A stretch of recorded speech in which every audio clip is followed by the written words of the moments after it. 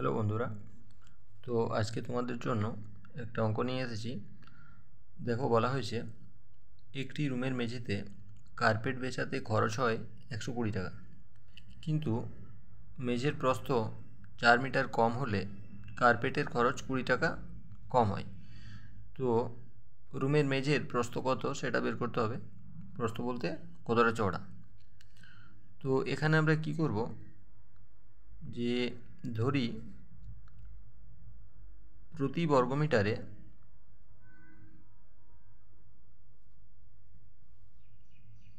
Carpet বেছাতে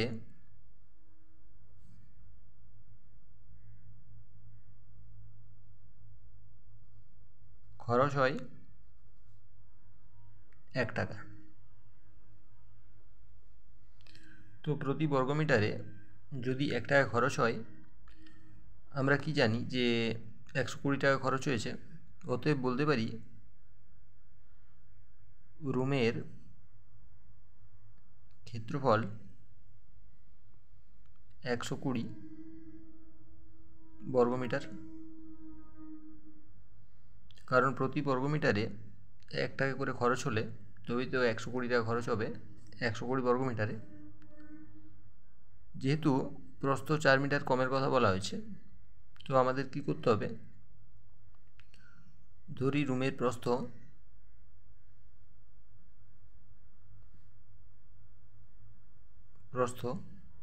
x metre, এটা আমরা x metre ধরে নিলাম। ক্ষেত্রফল 120 বর্গমিটার বেরিয়ে গেছে। অতএব আমরা কি বলতে পারি, অতএব মেঝের দৈর্ঘ্য কত হবে 120/x মিটার। কারণ আমরা কি জানি, ক্ষেত্রফল সমান দৈর্ঘ্য গুণিত প্রস্থ। মেঝের ক্ষেত্রফল সমান দৈর্ঘ্য গুণিত প্রস্থ। তো ক্ষেত্রফল যেহেতু 120 বর্গমিটার এবং প্রস্থ x মিটার ধরেছি, তাহলে দৈর্ঘ্য হবে 120/x মিটার। তো এখানে আমরা কি বলবো,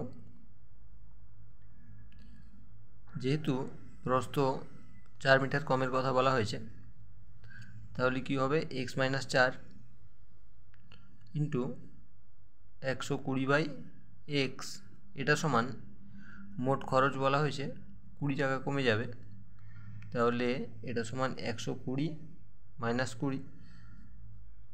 তো এখানে আমরা কি করব, তাহলে x - 4 ইন্টু 120/x সমান 100। ঠিক আছে। তো এরপরে কি করতে হবে, যে উভয় পক্ষকে যদি আমরা কেটে দিই, মানে এখানে ধরো 0 0 কেটে গেল, তো এখানেও 2 6 12 আর 2 5 10, তাহলে x - 4 ইন্টু 6/x, এটা সমান এখানে 5 হয়ে গেল, 2 5 10। এরপর কি করা যাবে, 6x - 6 আর এদিকে 4 গুণ করবে, 24/x সমান এখানে 5। এখানে কোণাকুণি গুণ করো, 6x - 24 সমান এখানে হবে 5x। এদিকে এক্সগুলোকে এক সাইডে নিয়ে আসতে হবে, 5xটা এদিকে আসে মাইনাস হয়ে যাবে, আর 24টা ওদিকে গেলে প্লাস হয়ে যাবে। অতএব এক্সের মানটা আমরা কত পেলাম, 24। তো প্রস্থটা যেহেতু আমরা x ধরেছি আর এক্সের মান এখানে বেরিয়ে গেছে 24, অতএব আমরা কী বলতে পারি, মেঝের প্রস্থ